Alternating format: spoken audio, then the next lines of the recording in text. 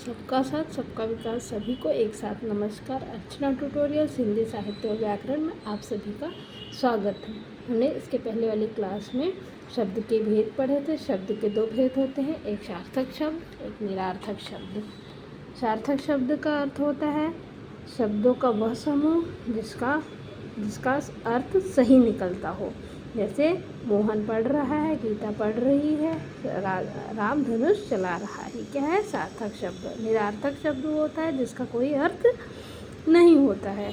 सार्थक शब्द व्याकरण की दृष्टि से महत्वपूर्ण होते हैं। व्याकरण में महत्वपूर्ण भूमिका सार्थक शब्द निभाते हैं। अब सार्थक शब्दों में शब्द के भेद कितने? शब्द के दो भेद होते हैं। और शब्दों के प्रकार, शब्दों के 8 प्रकार होते हैं। शब्दों के 8 प्रकार में संज्ञा, सर्वनाम, विशेषण, क्रिया विशेषण, संबंधबोधक, समुच्चयबोधक आदि। अब हम आज पढ़ेंगे संज्ञा। संज्ञा का अर्थ होता है नाम। नाम संज्ञा किसे कहते हैं? किसी वस्तु, स्थान, प्राणी, गुण या भाव को प्रकट करने वाले शब्द को हम संज्ञा कहते हैं। जैसे चूहा एक प्राणी है। प्राणी का क्या नाम है? चूहा। चूहा क्या हो गया? यह संज्ञा हो गया। चूहा क्या हो गया? यह संज्ञा हो गया। संज्ञा के नाम से हमें प्रकट होता है कि प्राणी क्या है? चूहा है, जो एक संज्ञा कहलाता है। उसी प्रकार हम दूसरा उदाहरण देखेंगे। सूर्य आकाश में निकलता हुआ दिखाई दे रहा है, इसीलिए सूर्य क्या है? सूर्य संज्ञा है। सूर्य हमें क्या देता है? प्रकाश। अब हम आगे उदाहरण देखेंगे संज्ञा के। संज्ञा के उदाहरण इस प्रकार हैं: राम, कृष्ण, मोहन, रीता, सुमन आदि। अब संज्ञा के भेद देखेंगे। संज्ञा के 5 भेद हैं: व्यक्तिवाचक संज्ञा, जातिवाचक संज्ञा, भाववाचक संज्ञा, समुदायवाचक संज्ञा और द्रव्यवाचक संज्ञा। अब हम इसके आगे जानेंगे पहले व्यक्तिवाचक संज्ञा के विषय में। संज्ञा किसे कहते हैं? राम, गाय, पुस्तक, अयोध्या, गुलाब, भीड़, सोना आदि शब्द का प्रयोग होता है। इन शब्दों से किसी व्यक्ति, वस्तु या भाव, धातु का बोध होता है, इसलिए इसे क्या कहते हैं? हम संज्ञा कहते हैं। अब जानते हैं व्यक्तिवाचक संज्ञा किसे कहते हैं? जिन शब्दों से किसी विशेष व्यक्ति, स्थान या वस्तु का नाम पता चले, वे व्यक्तिवाचक संज्ञा कहलाते हैं। जैसे व्यक्तिवाचक विशेष व्यक्ति, इसमें क्या आ गया? विशेष आ गया। विशेष मतलब एक अपने आप में भी एक बहुत महत्वपूर्ण। जैसे जवाहरलाल नेहरू, अब्दुल कलाम, अमिताभ बच्चन, नरेंद्र मोदी, फिर बाइबल, महाभारत, रामायण, ये क्या है? अपने आप में विख्यात पुस्तकें और विख्यात लोग हैं। और ये एक व्यक्ति विशेष है, इसीलिए इनको क्या कहा जाता है? व्यक्तिवाचक संज्ञा। चलिए अब जानते हैं जातिवाचक संज्ञा किसे कहते हैं। जो संज्ञा एक प्रकार की वस्तुओं का बोध कराती हो, उसे ही क्या कहते हैं? जातिवाचक संज्ञा। जैसे व्यक्ति, वस्तु या स्थान की जानकारी न दे करके संपूर्ण जाति की जानकारी देती है।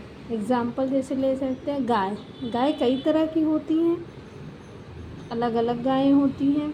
देसी गाय होती है, विदेशी गायें होती हैं, लेकिन ये सब क्या है? एक गाय कहने पे क्या होता है? सभी जितनी भी जाति, जितनी भी प्रकार की गायें होती हैं वो गाय में आती हैं। जैसे उनकी जाति पता चलती है कि ये गाय है। इसी तरह पुस्तक हो गया। गुलाब कई तरह के होते हैं, पिंक, रेड, ब्लैक आदि, वाइट, ऐसे गुलाब कई तरह के होते हैं। लेकिन क्या है? जातिवाचक संज्ञा में अगर गुलाब बोला जाएगा तो ये सब एक ही कहलाएंगे, गुलाब है ये। इसे ही क्या कहते हैं? जातिवाचक संज्ञा। अब हम जानेंगे भाववाचक संज्ञा के विषय में। भाववाचक संज्ञा किसे कहते हैं? ऐसे शब्द जिनसे किसी वस्तु या व्यक्ति के पाए जाने वाले गुणों की जानकारी देता हो, उसे ही हम क्या कहते हैं? भाववाचक संज्ञा। भाववाचक संज्ञा में क्या होता है? हमें उस व्यक्ति या वस्तु के गुणों के विषय में क्या है? जानकारी मिलती है। जैसे गुलाब, गुलाब क्या है? सुगंधित है, या वो सुगंध देता है, या वो सुंदर है। और पुस्तक हमें ज्ञान के भाव, हमारे अंदर ज्ञान के भावों को क्या है? प्रकट करता है, हमें ज्ञान देता है, नॉलेज देता है। ये क्या है? उसके भाव हैं। भाव जैसे हम कह सकते हैं वह व्यक्ति बहुत दुखी है, तो दुख क्या है? दुख एक प्रकार का क्या है? भाव है, जो उसके भावों को क्या है? प्रकट कर रहा है कि वह बहुत दुखी है। जानेंगे समुदायवाचक संज्ञा के विषय में। समुदायवाचक संज्ञा ऐसे शब्द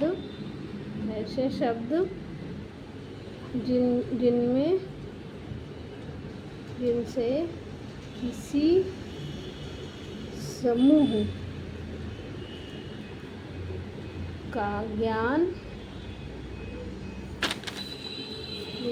समूह का ज्ञान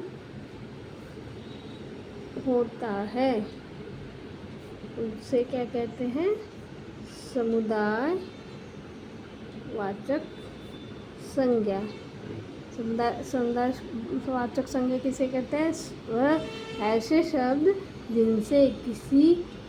जिनसे समूह का ज्ञान हो।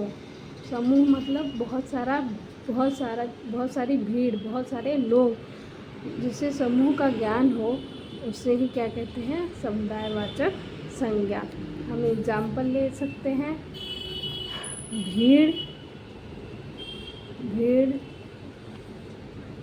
भीड़ कैसे? अलग अलग प्राणी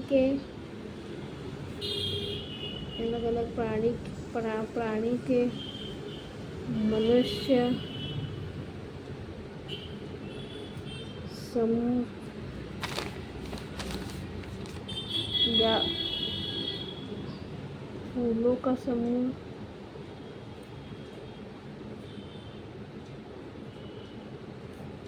ये सभी समुदायवाचक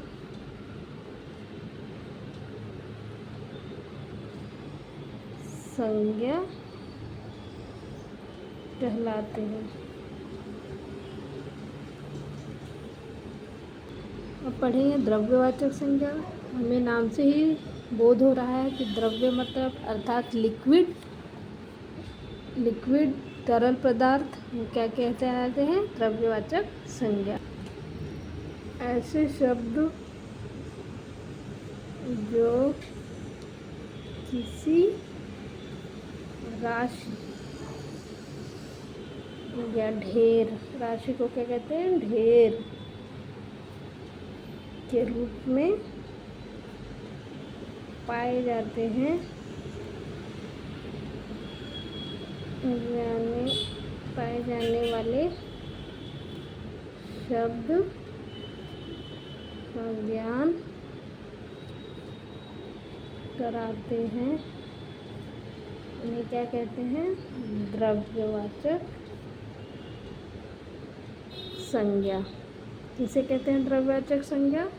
ऐसा शब्द जो किसी राशि या ढेर के रूप में पाए जाने वाले शब्दों का ज्ञान कराते हैं, उसे ही द्रव्यवाचक संज्ञा कहते हैं। जैसे हम लोग ले लेते हैं धातु। जो धातु होती हैं वो क्या है? द्रव्य कहलाती है। सोना क्या है? सोना एक धातु है। चांदी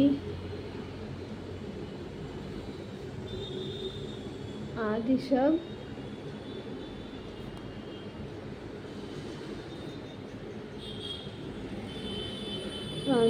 द्रव्यवाचक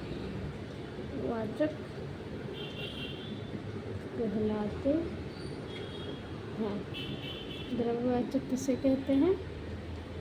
द्रव्यवाचक उसे कहते हैं जो शब्द किसी शब्द के ढेर के रूप में पाए जाते हैं। ऐसे शब्दों को क्या कहते हैं? राशि के रूप में या ढेर के रूप में पाए जाते हैं। ऐसे शब्दों को हम द्रव्यवाचक संज्ञा कहते हैं। धातु उसमें आ सकता है धातु कोई भी धातु हो सकती है। जैसे ले सकते हैं सोना एक धातु का नाम है। इस प्रकार की राशि के रूप में पाई जाने वाली वस्तुओं को सूचित करती हैं। और चांदी भी वही सूचित करती हैं। इन सब को क्या कहते हैं? द्रव्यवाचक संज्ञा कहते हैं। आज के लिए इतना ही। अब आपके समक्ष मैं कुछ चंद पंक्तियाँ प्रस्तुत करूँगी। रामधारी सिंह दिनकर जी की कुछ पंक्तियाँ। वसुधा का नेता कौन हुआ, भूखंड विजेता कौन हुआ, अतुलित यशेता कौन हुआ, नवधर्म प्रणेता कौन हुआ, जिसने न कभी आराम किया, विघ्नों में रहकर काम किया। वसुधा का नेता कौन हुआ, भूखंड विजेता कौन हुआ। जी धन्यवाद। आज के लिए इतना ही। अब मिलते हैं अगली क्लास में। चैनल को शेयर करें, सब्सक्राइब करें और लाइक करना न भूलें।